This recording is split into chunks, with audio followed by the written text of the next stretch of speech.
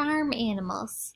In this story, you might see a cow, a chicken, a duck, a goat, a horse, a pig, a sheep. We are going to learn about all these animals in this story and their babies. We're going to learn what they call the baby farm animals in this story.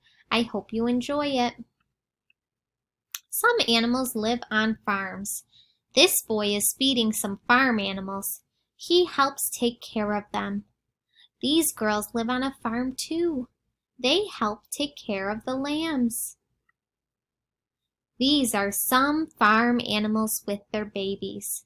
What are their names?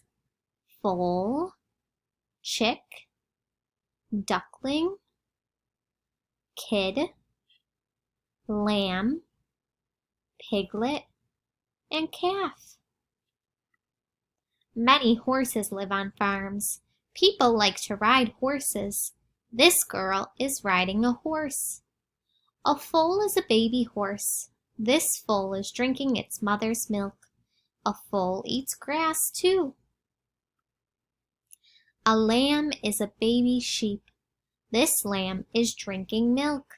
A lamb eats grass too. Lambs and sheep have wool coats. The wool is used to make clothes for you and me. Cows, goats, and chickens give us food to eat. We get eggs from chickens.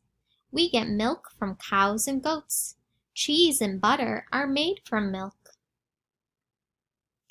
Talk like an animal. Which animal talks like this? Moo. Boink. Baa. Quack. Neigh. Can you touch your nose the way this cow can? This cow says, "Moo." Friends, I hope you enjoyed learning about these farm animals and their babies. Now it's time to complete your activity. If you want to listen to this story again throughout the week, that's a great idea. We know that when we listen to stories over and over again, that's how we become better readers.